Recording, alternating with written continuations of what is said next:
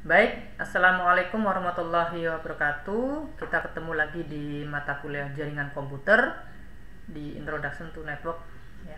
Pada kesempatan kali ini kita masuk ke modul keempat, yaitu tentang physical layer.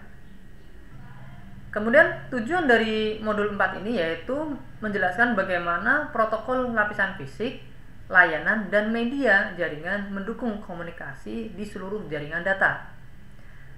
Di modul keempat ini juga kita akan membahas ada 6 topik, yaitu yang pertama, purpose of the physical layer, yaitu menjelaskan fungsi dan juga tujuan dari lapisan fisik dalam suatu jaringan.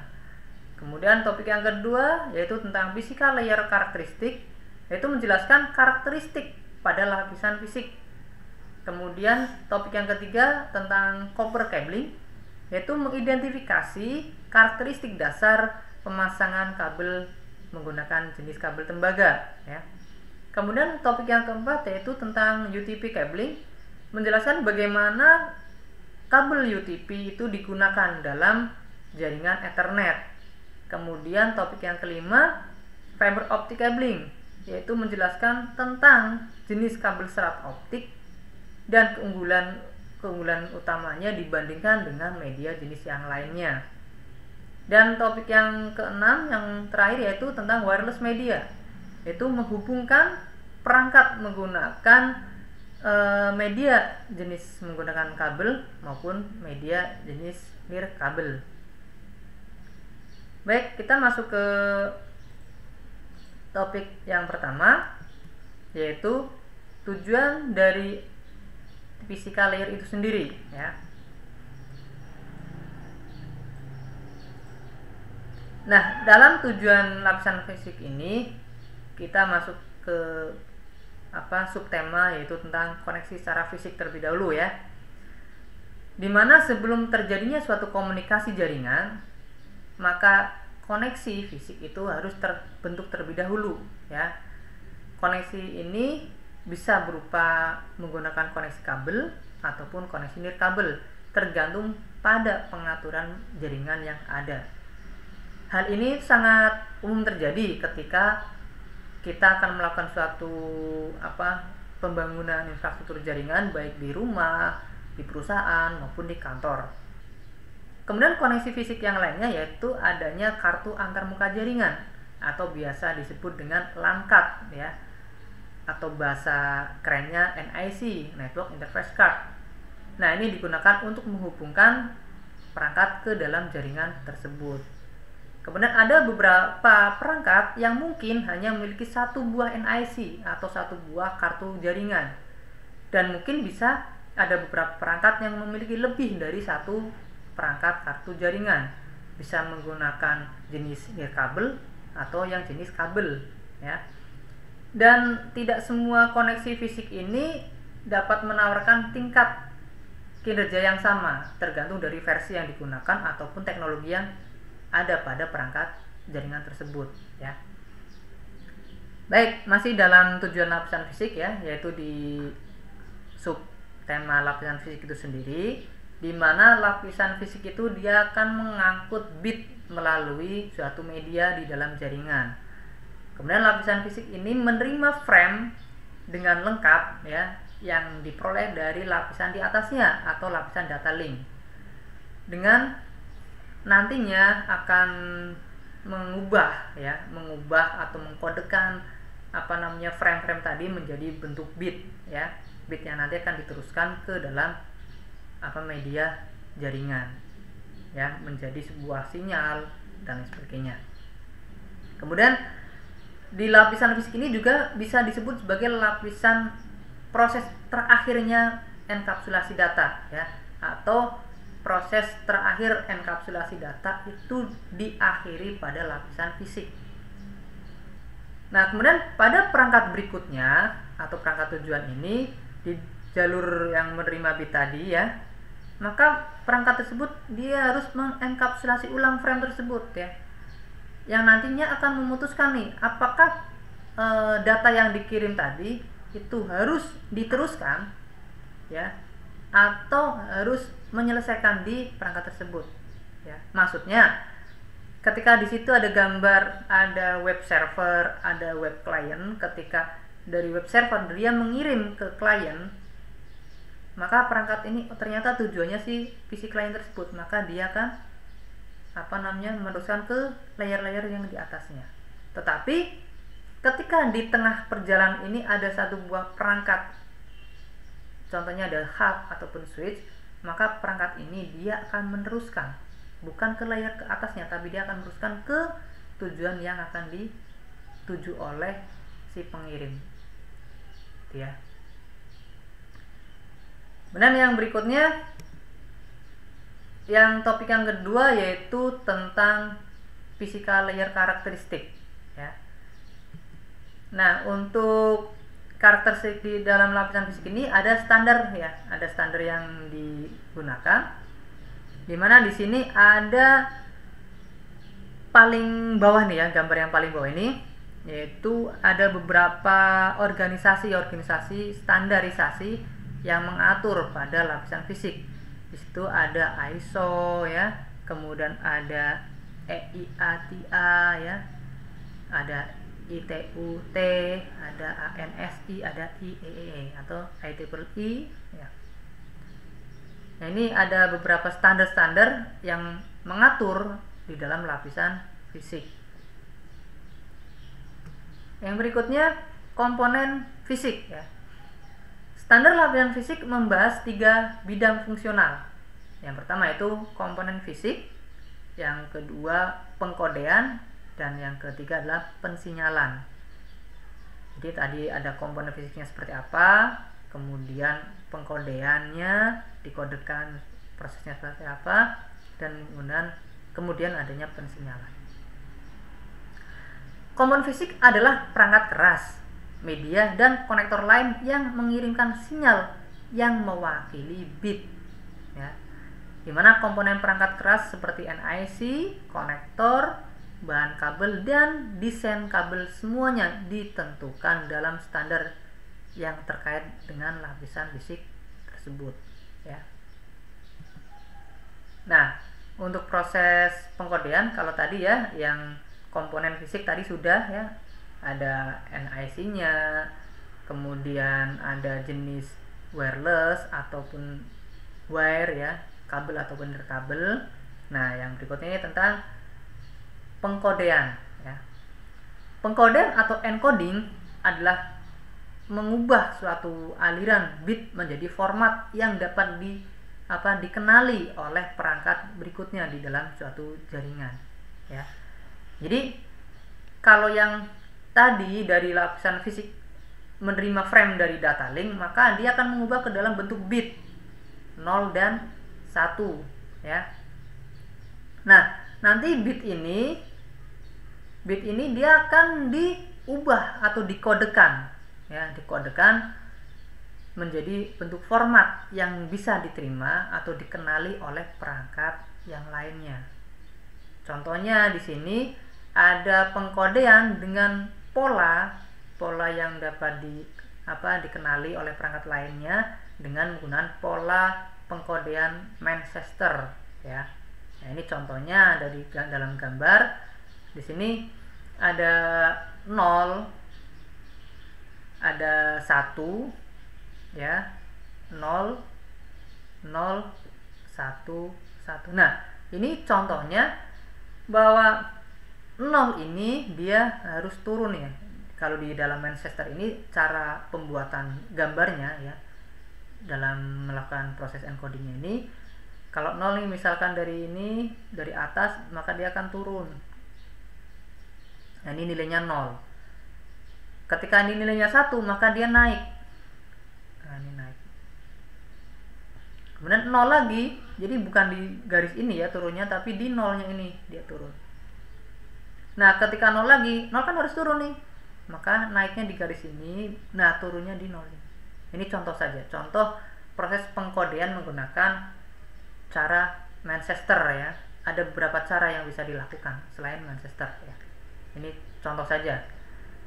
Nah, ini tadi ya, dari bit tadi kemudian dikodekan, dirubah menjadi bentuk-bentuk yang dapat dikenali oleh perangkat jaringan yang lainnya. Baik ya.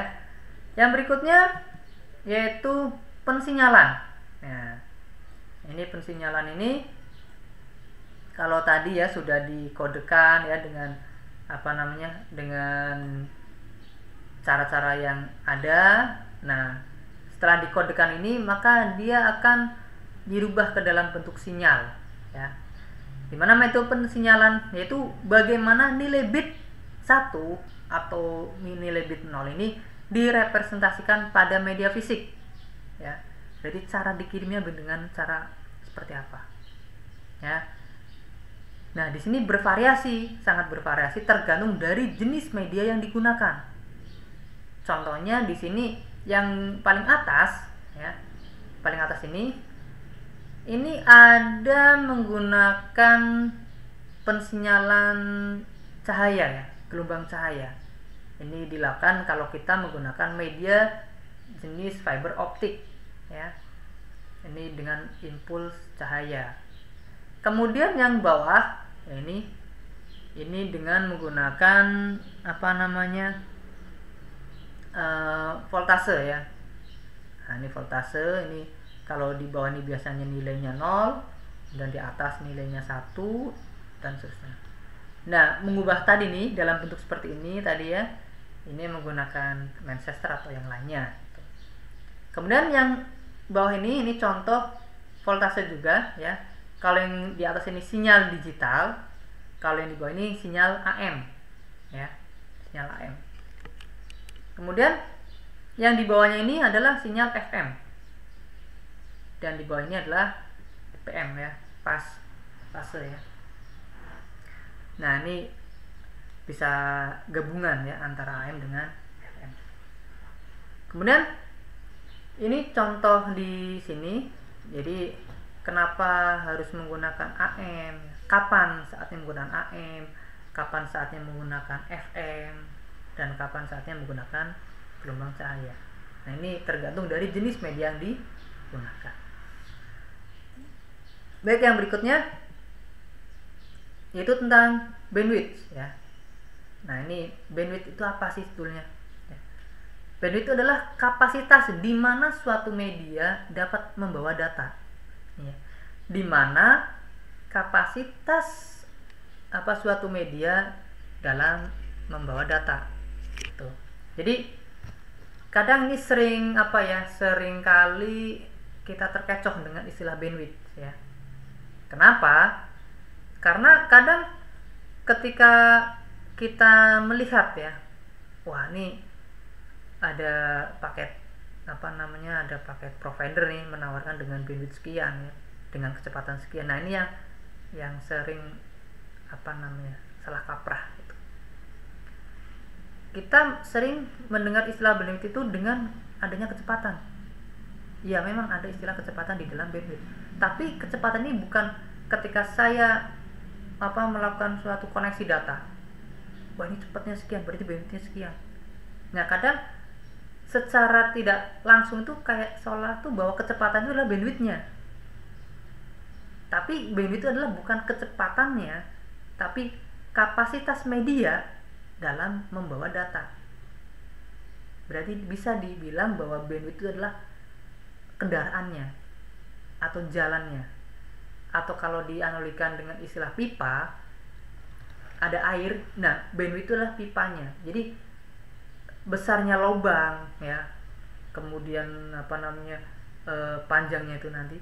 Nah, besarnya lubang ini ada bandwidthnya. Berapa sih si pipa itu bisa menghantarkan atau dialiri arus air itu ya. Nah, ini disebut dengan bandwidth. Nah, bandwidth digital mengukur jumlah data yang dapat mengalir dari satu tempat ke tempat lain dalam jumlah waktu tertentu. Berapa banyak bit yang dapat dikirim dalam 1 detik. Nah, ini perhitungan dari bandwidth itu ya. Berapa jumlah data yang dikirim dalam jangka waktu tertentu dalam satuan detik. Maka bandwidth ini satuan terkecil adalah BPS atau bit per second. Nah, data ini tadi kan berupa bit ya.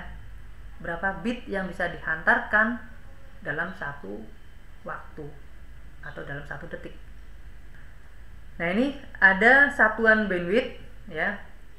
Satuan mulai dari yang terkecil yaitu bit per second, kemudian adalah kilobit per second, ada megabit per second, gigabit per second, dan terabit per second. Oke, nah ini tentang satuan dari bandwidth ya. Yang berikutnya yaitu terminologi bandwidth. Ya.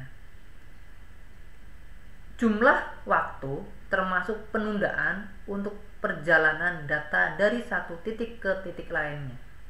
Ini yang disebut dengan latensi ya. Itu jumlah waktunya. Jumlah waktu termasuk penundaan. Jadi ketika ada perjalanan dari satu titik ke titik lainnya, ini waktunya. Walaupun di tengah jalan itu terdapat ada penundaan. Nah, dari satu itu disebut dengan latensi. Kemudian throughput ya, ukuran transfer bit di seluruh media selama periode waktu tertentu. Jadi ketika dari satu titik ke titik yang lainnya, tek ya. Nah, ini throughputnya ini. Nah, ini yang bisa disebut dengan kecepatannya. Ukuran transfer bitnya, ukurannya berapa? Jadi ketika tadi ada bandwidth kapasitas bandwidth itu 10 mega. Kemudian dari satu titik ngirim set itu ya ke titik lainnya, ternyata ada gangguan-gangguan di dalamnya ketika dia mentransfer. Nah, ketika ternyata sudah ditransfer kemudian terkirim, kecepatannya berapa nih? Nah, itulah disebut dengan throughputnya. Jadi kalau kita bilang, kalau misalnya kita mau jeli ya, kalau ada paket penawaran koneksi internet, bisa ditanyakan bandwidthnya berapa, throughputnya berapa ya. Jadi kadang kita seperti dibodohin, ini bandwidthnya tinggi nih, koneksi jaringan ini dengan bandwidth 10 atau 100 mega, wah kencang. Ternyata ketika dijalankan ya, loh kok katanya bandwidthnya kencang tapi kok ini lambat. Bisa jadi bandwidth itu akan dibagi-bagi menjadi beberapa bagian. Makanya kadang ada istilah, ini bandwidthnya ini 1:1 atau 1:10 misalkan.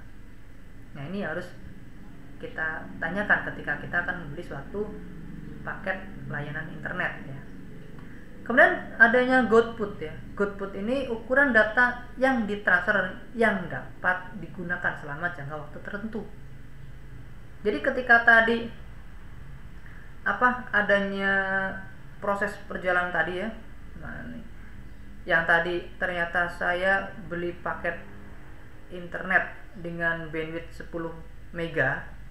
Ternyata ketika saya melakukan suatu tes koneksi dan segala macam, ternyata hanya 7 mega. Itu wajar. Tidak mungkin paketnya bandwidthnya 10 mega, ternyata kecepatan saya lebih dari 10 mega. Itu nggak mungkin. Karena itu ibaratnya melebihi batas ya, batas dari bandwidthnya. Tapi kalau bandwidthnya 10 ternyata dia throughputnya cuma 7, nah itu wajar. Karena ternyata di dalamnya tuh terdapat gangguan-gangguan atau mungkin dibagi itu tadi. Nah, Goudput itulah yang terkirim ya.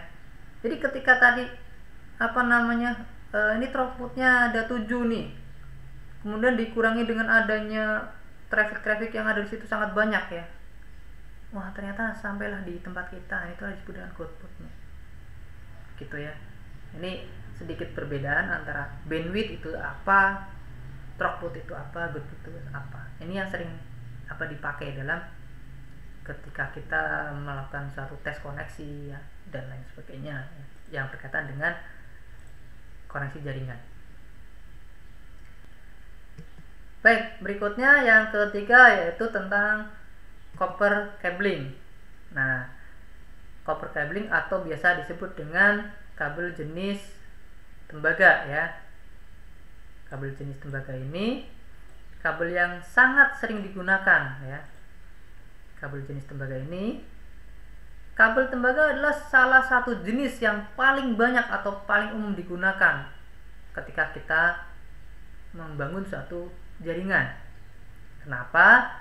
Karena bisa dibilang tidak terlalu mahal, ya, kemudian mudah dipasang atau mudah diimplementasikan, dan memiliki resistansi rendah terhadap aliran arus listrik atau gangguan yang gangguan dari arus listrik. Nah, ini memiliki tingkat resistensi yang rendah, ya. Nah, ada beberapa batasan dari kabel jenis tembaga ini, yaitu atenuasi.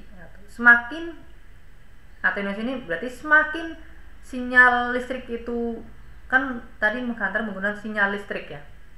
Dengan bantuan sinyal listrik, semakin panjang perjalanan yang harus dilewati dengan menggunakan jenis kabel ini, maka sinyal ini akan semakin lemah, ya. Semakin panjang maka dia akan semakin lemah. Yang tadinya mungkin kalau sinyalnya tadinya ada 3, ya, ternyata sangat panjang, ada batas maksimumnya. Maksimum kabel ini dia hanya bisa menghantarkan dengan baik sepanjang 100 meter misalkan. Lebih dari itu bisa jadi hilang datanya. Nah, itu karena adanya tadi, ya, atenuasi tadi, ya, berkurangnya sinyal ketika hantaran atau media atau kabel yang digunakan itu terlalu panjang. Maka biasanya di situ ada yang namanya alat untuk memperkuat sinyal tersebut, ya. Bisa disebut dengan repeater, ya, untuk menguatkan sinyal tersebut. Nah, dengan menggunakan kabel jenis ini, bahwa sinyal listrik itu rentan terhadap interferensi dari 2 sumber, ya, yang dapat merusak dan menghilangkan sinyal data tersebut. Yaitu yang pertama adalah interferensi elektromagnetik, ya, atau bisa disebut dengan EMI, ya, electromagnetic interference. Jadi gangguan terhadap medan magnet. Nah, ini salah satu kelemahan ketika kita menggunakan jenis kabel tembaga. Kemudian yang kedua yaitu interferensi frekuensi radio, ya, atau radio frekuensi interferensi RFI. Nah, ini juga gangguan dari gelombang radio, ya. Kemudian adanya crosstalk.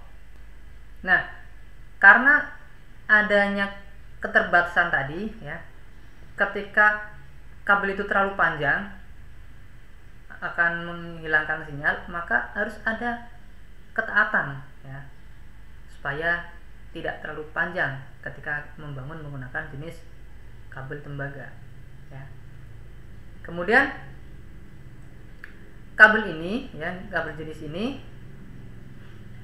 ada beberapa jenis kabel yang didesain atau diproduksi sedikit mengurangi dari EMI, ya, atau elektromagnetic interferensi, gangguan dari elektromagnet tadi, dan juga dari radio, gangguan radio, ya, atau frekuensi radio maksudnya. Yaitu dengan cara apa? Yaitu dengan menggunakan pelindung logam, ya, dan menggunakan istilah grounding. Dan untuk mengurangi adanya crosstalk, maka jenis kabel tembaga ini sering dibuat dengan cara ditwist atau diputar untuk mengurangi adanya crosstalk tadi. Dengan cara apa? Dengan cara berlawanan, ya. Jadi itu cara sedikit mengurangi dari kekurangan-kekurangan yang dimiliki oleh jenis kabel tembaga. Baik, yang berikutnya, ini gambaran dari jenis kabel tembaga. Yang pertama ini ada UTP, ya, atau unsealed twist part, ya. Ini kabel yang dililit, ya, di twist, ya, lilit. Namun di sini unsealed, tidak ada pelindungnya. Unsealed ini tidak ada pelindung. Kalau yang di samping kiri ini STP, ya, atau sealed twist part, ya, ini kabel yang sama-sama dililit, cuman bedanya di sini ada pelindungnya, pelindung dari kabel tersebut. Kemudian yang bawah ini jenis kabel tembaga koaksial. Nah, koaksial ini sering kita jumpai ketika kita melakukan suatu instalasi TV ya, kabel televisi, kabel antena televisi. Ini contohnya seperti ini. Kemudian yang berikutnya kita masuk ke contoh dari UTP ya, kabel jenis UTP. Nah, kabel jenis UTP ini merupakan jenis media jaringan yang paling umum digunakan, paling banyak digunakan ya. Dimana jenis kabel UTP ini konektornya menggunakan jenis konektor RJ45 ya, atau diakhiri dengan RJ45 ini tadi. Konektornya jenis RJ45. Kemudian menghubungkan host dengan perangkat intermediary network atau perangkat penghubung seperti hub, switch, router maupun yang lainnya. Nah, ini jenis kabel UTP ini ada karakteristiknya. Karakteristik utama yang dimiliki oleh jenis kabel ini yaitu adanya jaket luar atau kulit yang melindungi kabel jenis tembaga dari kerusakan secara fisik ya. Karena biasanya akan ditarik-tarik misalkan, walaupun sebenarnya tidak bagus ketika kita melakukan instalasi jenis kabel UTP ini ditarik-tarik kabelnya ya. Tapi biasanya ya orang tuh yang penting terpasang gitu ya. Kemudian twist part ini melindungi sinyal dari gangguan crosstalk tadi ya. Maka dia harus dililit ya, secara berpasangan. Kemudian isolasi plastik dengan kode warna untuk memisahkan kabel satu dengan yang lainnya. Adanya pemisah ya. Isolasi itu memisahkan diri ya, yaitu dengan cara menggunakan kode-kode warna untuk memisahkan antara satu kabel dengan kabel yang lainnya, untuk bisa memudahkan ketika kita membaca kabel tersebut. Baik, yang berikutnya yaitu STP ya. Nah, shield twist part nih. Nah, di sini bedanya adanya pelindung ya, pelindung dari kabel jenis STP. Ini nomor 2 nih ya. Nah, ini ada yang pertama sama jaket ya, adanya kulit paling luar, dan yang nomor 2 ini adanya pelindung ya, pelindung untuk mengurangi adanya MI dan RFI ya. Ini adanya gelombang elektromagnetik dan juga adanya radiasi, interferensi dari radio frekuensi tadi. Nah, ini untuk melindungi ya. Kemudian ini juga sama, dia dililit ya, dililit atau di twist ya. Nah, cuman untuk kabel jenis STP ini bisa dibilang lebih mahal dibanding dengan UTP. Namun untuk konektor yang digunakan sama, menggunakan konektor jenis RJ45 ya, sama. Cuman beda tadi ya, bedanya kalau UTP itu tidak ada pelindungnya, STP ada pelindungnya. Karena ada pelindungnya, maka bisa dibilang lebih mahal dibandingkan yang tidak ada pelindungnya. Itu bedanya aja. Untuk kabelnya sama persis ya, warnanya sama, pewarnaan dari kabel-kabel tadi ya, bukan warna kulitnya ya, bukan warna dari kulitnya ini, tapi warna dari kabel-kabel yang ada 8 kabel tadi ya, itu warnanya sama dengan baik STP maupun UTP. Kemudian yang berikutnya kabel jenis koaksial. Nah, ini jenis kabel koaksial ini kabel yang seperti kabel jenis antena TV ya. Ini terdiri dari jaket sama pelindung ya, untuk mencegah kerusakan secara fisik. Kemudian adanya serabut tembaga anyaman ya. Nah, ini kayak kabel-kabel yang dengan jenis anyaman. Nah, pokoknya kalau kalian mau lihat, kalau di rumah ada televisi, ada kabelnya, itu kalian coba dilepas, ternyata seperti itu. Nah, ini konektornya bukan menggunakan RJ45 tapi menggunakan konektor BNC ya. Konektornya. Kemudian yang ketiga ini ya, untuk yang ketiga ini adalah ini bisa disebut dengan pelindung juga sebenarnya, isolator ya. Ini biasanya bentuknya seperti hampir sama kayak kulit ini, karet ya, tapi ini lebih keras dibandingkan dengan yang kulit nomor 1. Dan yang keempat ini adalah jenis tembaga tunggal. Kalau ini tembaga yang serabut ya, maksudnya bukan serabut. Kalau ini tunggal. Ini konektornya. Kemudian yang berikutnya ini tentang penggunaan jenis kabel koaksial ini biasanya digunakan untuk penginstalan nirkabel ya, yaitu menggunakan pemasangan antena. Ini contohnya kalau ada antena itu menggunakan kabel jenis koaksial itu. Contoh kalian beli antena WiFi ya, kemudian yang biasanya harus dimasukkan ada ulirannya itu. Nah, itu biasanya jenis koaksial yang digunakan ya. Jadi kalau yang beli antena extend ya. Nah, itu. Kemudian instalasi kabel internet ya, ini juga kadang digunakan menggunakan jenis kabel koaksial. Baik, yang berikutnya yaitu UTP cabling. Nah, ini pengkabelan kabel UTP. Kalau tadi UTP kabel, nah ini pengkabelannya. Baik. Yang berikutnya properti kabel UTP ya. UTP memiliki 4 pasang kabel tembaga dengan kode warna yang dipilin ya, atau ditwist menjadi satu dan dibungkus dalam selubung plastik yang fleksibel ya, atau jaket yang fleksibel.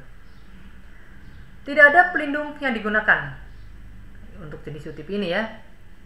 Maka UTP ini bergantung pada properti untuk membatasi crosstalk ini. Jadi karena UTP ini tidak adanya pelindung, maka dia akan sangat rentan dengan adanya crosstalk ini. Ya. Karena sangat rentan dengan adanya interferensi medan magnet tadi ya, elektromagnetik, kemudian adanya radio frekuensi, maka ketika memasang dengan jenis kabel ini biasanya dipasang di atap, di bagian atasnya. Kalau ketika di rumah ya, atau di perkantoran, bagusnya itu jangan ditaruh di bawah pemasangannya, instalasinya. Nah, ini kadang kalau dilihat di kampus ya juga kadang di bawah, ini kurang baik ya. Baiknya itu di atas. Yang pertama, dia akan sedikit sedikit adanya gangguan elektromagnetik ya. Adanya medan alam juga bisa. Kemudian adanya gangguan fisik lain seperti adanya gangguan binatang-binatang seperti tikus dan lainnya.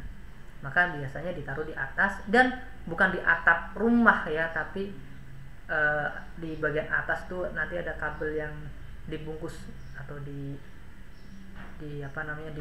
dilindungi dengan satu tempat ya, kotak biasanya. Ini untuk menghilangi atau mengurangi dari gangguan-gangguan tadi. Ini ada setiap kabel dalam pasang kabel menggunakan polaritas yang berlawanan ya. Satu kabel negatif, kabel lainnya positif. Kabel tersebut dipelintir bersama dan medan magnet secara efektif membatalkan satu sama lain. Jadi karena adanya medan magnet yang mengganggu, maka harus adanya teknik ya untuk mengurangi tadi dengan cara memelintir kabel tersebut dengan cara antara kabel negatif dan positif itu dipelintir secara bersama. Gitu ya. Untuk mengurangi adanya MI dan RF. Kemudian variasi putaran per kaki ya, atau 30 cm. Jadi satu kaki itu ukurannya 30 cm di setiap kabel. Setiap kabel dipelintir dalam jumlah yang berbeda. Jadi kalau kalian coba diperhatikan nih, diurutkan itu dari kabel UTP tadi sepanjang 30 cm terus dan seterusnya, maka dia akan sedikit berbeda. Ini untuk apa? Membantu mencegah adanya crosstalk tadi. Baik, yang berikutnya standar dan konektor kabel UTP ya. Standar untuk UTP itu ditetapkan oleh TIA, EIA ya. Di mana TIA atau EIA 568 menstandarkan elemen seperti jenis kabel, panjang kabel, konektor, kemudian pemutusan akhir ya, ini juga sama konektornya. Kemudian metode pengujian. Nah, ini standar yang digunakan untuk menstandarkan dari kabel UTP. Standar kelistrikan untuk pemasangan kabel tembaga ditetapkan oleh IEEE yang menilai kabel menurut kinerjanya. Ya. Jadi ada 2 standar yang dipakai dalam dalam kabel jenis UTP. Ya. Yang pertama yaitu standar TIA atau EIA. Ini menstandarkan untuk jenis kabelnya, panjang kabelnya, kemudian konektornya, dan juga pengujiannya. Jadi yang menstandarkan ini kabel ini jenisnya seperti apa yang digunakan, panjangnya maksimal berapa, konektornya jenis apa. Ini standarnya yaitu organisasi TIA. Ya. Sedangkan untuk pemasangan dan standar kelistrikan ini distandarkan oleh IEEE. Nah, ini untuk apa? Menilai dari kinerjanya. Contoh ada kategori 3, kategori 5 dan 5E dan kategori 6. Ya. Ini biasanya kalau di kabel, kalau kalian melihat jenis kabel UTP, maka di situ ada tulisan CAT ya. CAT 5, CAT 5E. Itulah kategori dari kabel tersebut. Dan masing-masing kategori ini dia memiliki kinerja yang berbeda-beda. Semakin tinggi kategorinya biasanya semakin bagus ya. Contohnya misalkan ada kategori 5 maksimal untuk bisa menghantarkan data misalkan 100 mega. Kemudian 5E misalkan sampai dengan 1000 mega. Misalkan aja ya. Baik, yang berikutnya yaitu standar dari konektornya ya. Ini untuk standarnya yaitu ini contoh konektor RJ45, ini gambarannya seperti ini ya. Ini kalau dipasang seperti ini untuk RJ45 soket ya. Kalau ini konektor, ini soket. Bedanya konektor itu berarti yang nanti akan dicolokkan atau ditancapkan ke dalam perangkat jaringan PC maupun intermediary. Kemudian untuk yang soket ini biasanya dipakai untuk menyambung kabel ya. Jadi kalau kabel UTP ini kalau misalnya mau menyambung bukan berarti seperti kita menyambung kabel jenis untuk aliran listrik ya. Jadi misalkan merah sama merah dipelintir itu ya, disambung hitam sama hitam dipelintir, enggak, tapi beda ya. Dan ini biasanya dibalik. Misalkan urutannya seperti ini ya. Ini kan berarti clinking ya, seperti ini ya. Maka ketika dipasang kan kebalik nih. Ini taruh kabel seperti ini ya. Ini kalau dilihat kan ini clinking sebelah kanan, ini clinkingnya sebelah kiri. Kebalik. Tapi ketika disambung ya clinking dengan clinking. Jadi nanti berbeda cara menyambungnya. Ya, jadi bukan berarti nanti ada ini kabel ya, pasang ini telunjuknya di sini, kemudian ini ada kabel satunya lagi ya. Ya ini seperti ini, maaf. Jadi bukan berarti ini clinking maka di sini juga clinking. Ya, jadi kalau ini clinking dihubungin nanti dia nge-cross malah ya, ngilang. Jadi ini clinkingnya sebelah kanan, ini yang satunya clinkingnya sebelah kiri. Ketika disambung maka dia akan nyambung. Nah, ini menggunakan soket RJ45 ya. Kemudian ini ada cara instalasi pemasangan konektor ke dalam kabel UTP ya. Nah, ini yang di atas ini contoh pemasangan yang tidak baik ya. Dimana untuk jaket atau kulit dari kabel UTP ini tidak ditekan ya, tidak di cap sama konektornya. Dan yang bawah ini yang baik ya. Nah, ini yang baik kenapa? Karena ini kulitnya dia masuk ke dalam konektornya dan nanti di cap. Ini cara pemasangan ini bisa dibilang gampang, tapi gampang susah ya. Gampang ya susah. Kenapa? Tergantung dari kebiasaan. Jadi kadang kita, misalkan saya nih, wah saya udah bisa nih, tapi karena saya nggak pernah memasang lagi, bisa jadi saya susah untuk melakukan instalasi seperti itu ya. Jadi bukan berarti wah ini pasti gampang, ya bisa jadi susah karena tergantung dari kebiasaan sebetulnya. Dan nanti ketika ada instalasi menggunakan kabel jenis UTP ini, usahakan kalian bagi yang laki-laki, terutama bagi yang perempuan, kukunya jangan panjang ya, karena bisa bahaya ketika memasukkan kabel, karena nanti harus dengan ditekan ya. Nah ini, jadi usahakan kukunya pendek. Nah nanti ada cara-cara bagaimana memasang atau menginstalasi konektor ke dalam kabel UTP. Baik, yang berikutnya yaitu tentang standar. Nah, standar dari pemasangan nanti di kabel UTP berdasarkan standar untuk membuat jenis kabel strike atau jenis kabel cross.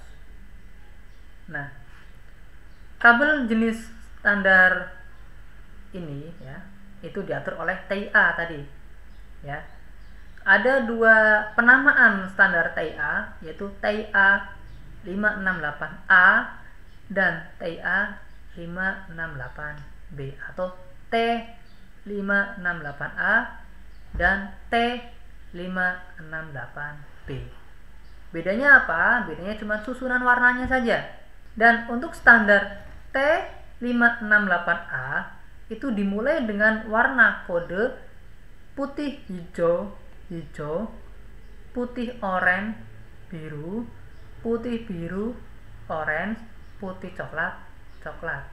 Sedangkan untuk standar T568B yaitu dimulai dengan putih oranye, putih hijau biru, putih biru hijau, putih coklat. Ini bedanya standarnya. Nah, terus bagaimana untuk jenis kabel yang strike? Kalau jenis kabel strike itu kedua ujungnya itu bisa menggunakan T568A atau T568B ya. Jadi kedua ujungnya ini bisa menggunakan standar A atau standar B. Jadi bisa ini atau ini, keduanya. Jadi ujung dan pangkal. Kemudian untuk pemanfaatan jenis kabel strike, inilah pemasangan dengan menggunakan standar masing-masing ujungnya menggunakan jenis standar yang sama. Contohnya, boleh menggunakan standar T568A atau T568B. Ya, jadi antara ujung dengan pangkal itu menggunakan standar yang sama. Apakah menggunakan standar T568A atau T568B.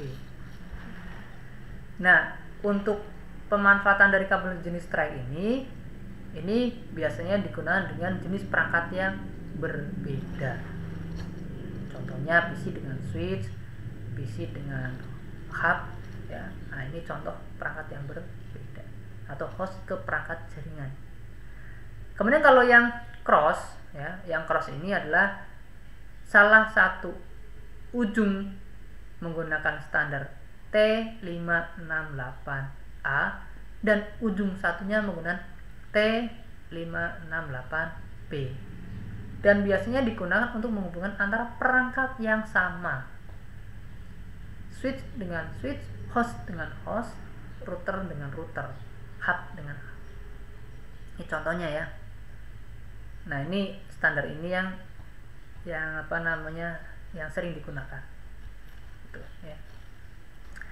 Kemudian ada jenis kabel rollover. Ini yang dimiliki oleh si Cisco itu sendiri, yaitu host serial port ke router atau switch console port menggunakan adaptor. Jadi contohnya ketika kita akan menghubungkan perangkat switch ke host ya, dan perangkat host ke router menggunakan jenis kabel roll over ya. Nah, ini biasanya menggunakan jenis kabel console port. Nah, itu ya. Nah, nanti biasanya ada contoh-contoh menggunakan kabel roll over itu. Baik, kita lanjut ke fiber optic cabling. Nah, fiber optic cabling, properti dari kabel fiber optik ini yaitu jenis kabel yang tidak umum digunakan ya, seperti halnya kabel jenis UTP. Karena apa? Karena biayanya sangat mahal dibandingkan dengan jenis kabel UTP atau STP ya. Kemudian ideal untuk beberapa skenario jaringan. Nah, ini idealnya digunakan kalau membangun dengan jaringan-jaringan dengan membutuhkan kecepatan yang sangat tinggi dengan jarak yang sangat jauh sampai mungkin ratusan kilometer, bahkan mungkin ribuan kilometer. Nah, ini bisa menggunakan fiber optik ya. Mengirimkan data melalui jarak yang lebih jauh pada bandwidth yang lebih tinggi daripada media jaringan lainnya. Sekarang antar negara menggunakan fiber optik ya, bukan antar kampus saja, bukan antar ruangan ya, tapi antar negara yang menggunakan jaringan kabel fiber optik. Nah, ini biasanya diinstalasi di dasar laut menggunakan kayak semacam alat tertentu untuk dia bisa menembus ke dasar laut, kemudian dia membuat lubang di dalamnya. Kemudian kurang rentan terhadap atenuasi atau pelemahan atau redaman ya, dan sepenuhnya kebal terhadap EMI atau FFI. Jadi karena jenis kabel fiber optik ini menggunakan gelombang cahaya, maka dia sangat tidak terpengaruh dengan adanya gelombang elektromagnetik dan juga frekuensi radio ya. Terbuat dari untayan kaca yang sangat murni dan fleksibel, menggunakan laser atau LED untuk menyandikan bit sebagai pulsa cahaya. Kemudian kabel serat optik bertindak sebagai penghantar gelombang untuk mengirimkan cahaya antar kedua ujungnya dengan meminimalisir hilangnya sinyal. Jadi dengan adanya gelombang cahaya itu bisa dibilang lebih meminimalisir adanya kehilangan suatu data ketika menghantarkan ya. Karena dia membias ketika dia kebentur, maka dia tetap akan adanya biasan cahaya tersebut ya. Jadi itu kelebihan dari fiber optik, hanya saja mahal harganya, masih mahal. Kemudian jenis dari media fiber ini ada dua ya, yaitu single mode fiber dan multi mode fiber. Untuk yang single mode fiber, inti yang sangat kecil ya, inti di dalam sangat kecil, menggunakan laser mahal, aplikasi jarak jauh. Nah, ini ciri-cirinya ya. Sedangkan yang multi mode fiber yaitu inti lebih besar, menggunakan LED yang lebih murah. LED memancarkan pada sudut yang berbeda hingga 10 gigabit per second di atas 550 meter. Jadi ketika panjangnya 550 meter lebih ya, itu bisa mencapai 10 gigabit per second. Itu ketika menggunakan multi mode fiber. Dan ini intinya lebih besar.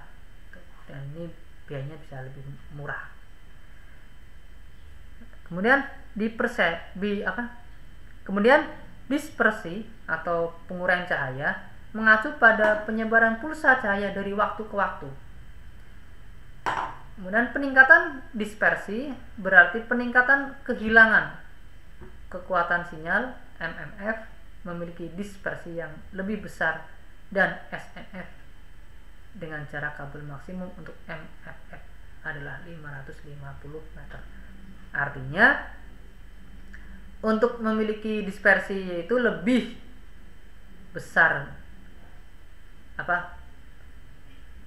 artinya kehilangan data itu bisa dibilang lebih rentan untuk yang multi mode dibandingkan dengan single mode ya. Dan biasanya single mode itu dipakai atau digunakan untuk menghubungkan jarak jauh yang cukup jauh ya antar negara, itu menggunakan single mode. Sedangkan yang multi mode itu yang lebih lebih dekat ya, tidak terlalu sejauh dengan implementasi dari single mode itu. Baik, ini penggunaan jenis kabel serat optik ya. Pengabelan serat optik sekarang digunakan di 4 jenis industri ya. Ada enterprise network atau perusahaan, fiber to the home ya, kemudian ada long haul network dan submarine cable network. Yang pertama digunakan untuk aplikasi pemasangan kabel backbone dan perangkat infrastruktur interkoneksi. Maksudnya ketika dalam suatu perusahaan kabel yang dari pusat itu menggunakan jenis kabel fiber. Jadi misalnya dari provider ke perusahaan, ke kantor pusat atau ke kampus pusat itu menggunakan fiber optik. Ini dijadikan sebagai kabel backbone-nya. Dan nanti di jaringan di dalamnya menggunakan jenis kabel UTP saja misalnya. Kemudian ada fiber to the home. Nah, ini digunakan untuk menyediakan layanan broadband yang selalu aktif ke rumah dan bisnis kecil. Jadi dari provider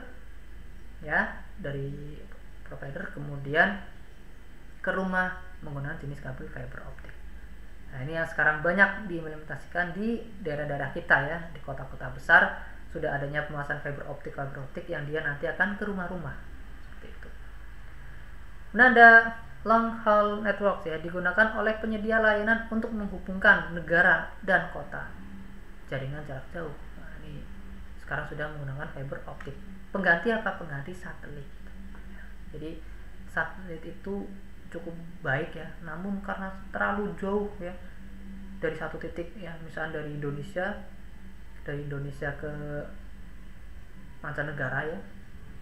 Kalau menggunakan satelit kan dari Indonesia ke satelit dulu yang jaraknya ribuan mil, baru nanti dikirim ke negara lain. Tapi dengan menggunakan fiber optik mungkin cukup hanya jarak berapa kilometer atau berapa ratusan ribuan kilometer saja.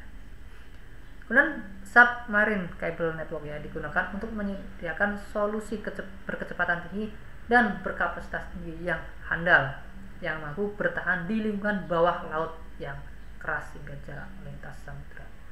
Nah, dengan adanya fiber optik ini tadi menghubungkan antar negara bisa menggunakan di dalam dasar laut seperti itu. Baik, yang berikutnya untuk jenis konektor dari fiber optik ini, untuk konektor serat optik ini ada straight tip ya, ada ST konektor, ada Lucent konektor, LC simplex konektor ya, ada subscriber konektor, ada duplex multimode LC konektor.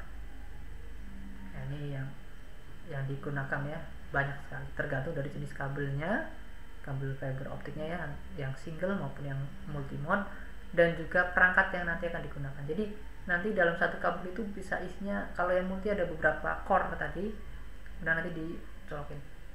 Jadi nanti bisa, bisa satu kabel bisa untuk seolah kayak seperti di cabang-cabang seperti itu, di cabang-cabang.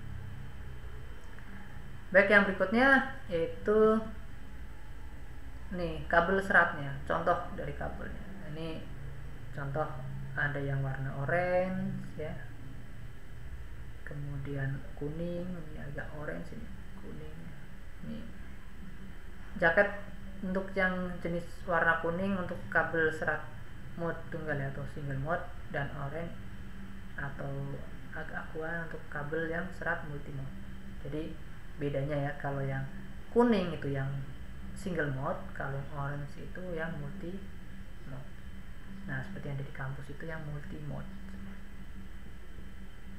Oke, nanti kalau kalian mau melihat bisa melihat di ruangan TIK, itu ada di situ.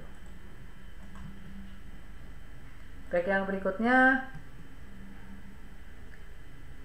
ini antara serat optik ya, dengan kabel jenis tembaga ya.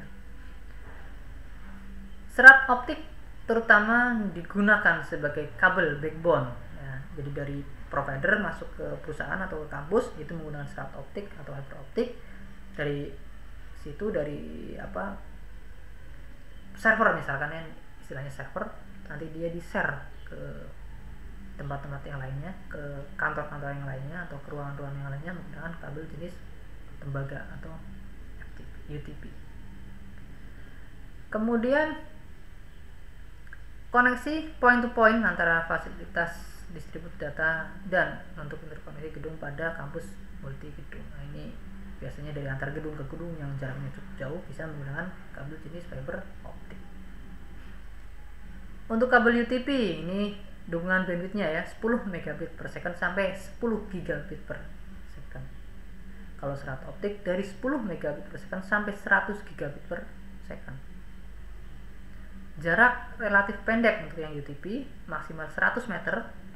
Kalau yang serat optik itu sampai 100.000 meter. Ya. Kekebalan terhadap EMI dan RFI yaitu sangat rendah untuk yang FTP. Kalau yang serat optik itu sangat tinggi, lebih rentan yang UTP dibandingkan dengan yang fiber optik. Kemudian kekebalan terhadap bahaya listrik ya. Nah, ini UTP rendah, fiber optik itu sangat tinggi ya. Artinya lebih kebal yang serat optik dibandingkan dengan yang UTP. Biaya kalau yang UTP murah, kalau yang serat optik jelas mahal ya. Keterampilan instalasi diperlukan murah tuh, maksudnya kemudahan ya. Kalau yang serat optik susah. Tindakan pengamanan UTP itu sangat mudah, murah, serat optik itu sangat susah dan mahal. Nah, yang berikutnya yaitu tentang wireless media. Ini topik yang terakhir ya. Properti media nirkabel atau wireless ya. Nirkabel membawa sinyal elektromagnetik yang mewakili digit biner menggunakan frekuensi radio atau gelombang mikro ya. Hal ini memberikan opsi mobilitas terbesar. Nomor koneksi nirkabel terus meningkat. Artinya bahwa jenis nirkabel ini dia menggunakan frekuensi radio dan juga menggunakan gelombang mikro ya dalam mengantarkan sinyal atau mengantarkan paket-paket datanya ya. Dan hal ini yang menjadikan suatu terobosan baru dalam hal mobilitas.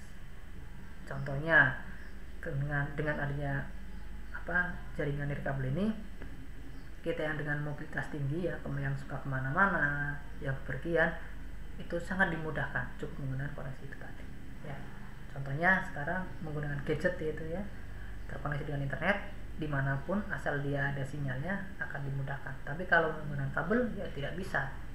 Masa mau jalan dari satu tempat ke tempat lain terus narik-narik kabel kan, seperti itu ya. Nah, ini beberapa keterbatasan dari nirkabel ini. Area cakupan ya. Cakupan yang efektif dapat dipengaruhi secara signifikan oleh karakteristik fisik dari lokasi penyebaran. Artinya dengan menggunakan nirkabel ini dia akan terpengaruh oleh karakteristik secara fisik bangunan. Contoh ketika dari satu titik ke titik yang lain di tengah-tengah tuh ada bangunan tinggi, maka ini sinyalnya akan terhambat ya. Ini karena dia tidak bisa menembus suatu hambatan tembok ataupun misalkan hambatan berupa kayak besi-besi, nah seperti itu ya. Interferensi. Nirkabel rentan terhadap interferensi dan dapat terganggu oleh banyak perangkat umum. Ya, contohnya hal yang sederhana itu ketika terjadi hujan lebat ya, kenapa jaringannya jelek. Nah, kalau itu wifi itu dengan kabel itu dia akan terpengaruh oleh gangguan-gangguan alam gitu ya, seperti magnet alam, kemudian gelombang-gelombang yang ada, yang sering terjadi seperti itu ya. Jadi dengan adanya dengan menggunakan nirkabel itu gangguan-gangguan itu akan banyak ya, karena dia berupa gelombangnya tidak terlihat. Kemudian keamanan, jangkauan komunikasi nirkabel tidak memerlukan akses ke konten media fisik, sehingga siapapun dapat memperoleh akses ke transmisi. Karena antara satu ujung dengan ujung itu tidak langsung bertemu, ya. Kalau kabel itu kan dia dari satu titik ke titik lainnya dia langsung ketemu, nyambung. Ya udah. Selain yang tidak terhubung ya tidak bisa masuk. Tapi kalau wireless, wifi ini kan dia satu ini dia mau mengganggu sini tapi dia kesebar kemana-mana, bocor ibaratnya. Ibaratnya kayak informasi itu, saya mau menyampaikan satu informasi saya ke orang lain, ternyata sudah kedengaran dengan orang lain ya, yang bukan haknya. Ternyata orang lain ini menyebar. Nah, seperti itu. Logikanya seperti itu. Jadi untuk keamanan lebih rentan terhadap serangan-serangan yang ada. Dan bisa dibilang sebagai media bersama ya, atau share media share. WLAN atau wireless LAN beroperasi dalam hal duplex ya, yang berarti bahwa satu perangkat yang dapat mengirim atau menerima pada satu waktu. Jadi satu perangkat bisa mengirim ke semua atau beberapa, tidak bisa menerima dari beberapa saja juga. Banyak pengguna yang mengakses WLAN secara bersama mengakibatkan berkurangnya bandwidth untuk setiap pengguna. Nah, kenapa kok semakin lambat koneksi internetnya? Karena bandwidthnya semakin banyak yang digunakan. Karena apa ya? Karena menggunakan media yang secara bersama-sama. Tapi kalau jaring loh, apakah menggunakan kabel itu juga bisa nantinya kecepatannya sama? Ya tidak juga. Kalau dia share bandwidth, berarti walaupun menggunakan kabel sama-sama bisa dibagi, hanya saja dibilang lebih stabil dibandingkan dengan menggunakan nirkabel. Seperti itu ya. Baik, yang berikutnya jenis media nirkabel. Nah, ini standar yang mengatur juga sama IEEE ya, yang mengatur dari teknologi dari nirkabel tersebut. IEEE dan standar industri telekomunikasi untuk komunikasi data nirkabel mencakup data link dan physical layer. Jadi ada dua layer yang diatur, yaitu data link dan physical layer. Di masing-masing standar ini, spesifikasi lapisan fisik menentukan: 1. Data ke metode pengkodean sinyal radio, dan kedua, frekuensi dan daya transmisi. 3. Penerimaan sinyal dan pensyaratan decoding.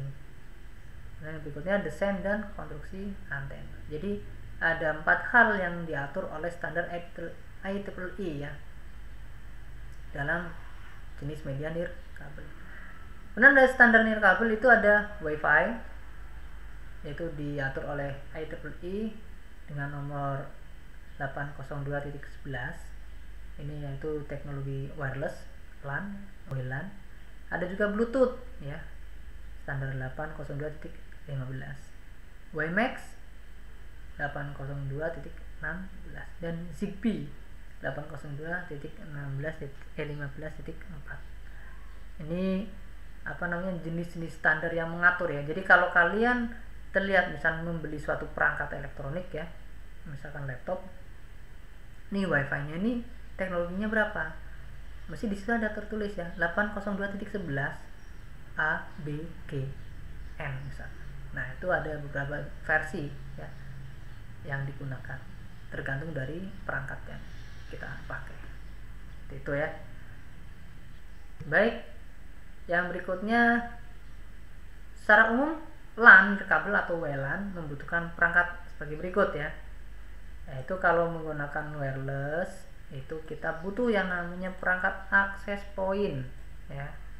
Access point untuk apa? Untuk menyebarkan data tersebut atau sinyal tersebut ya.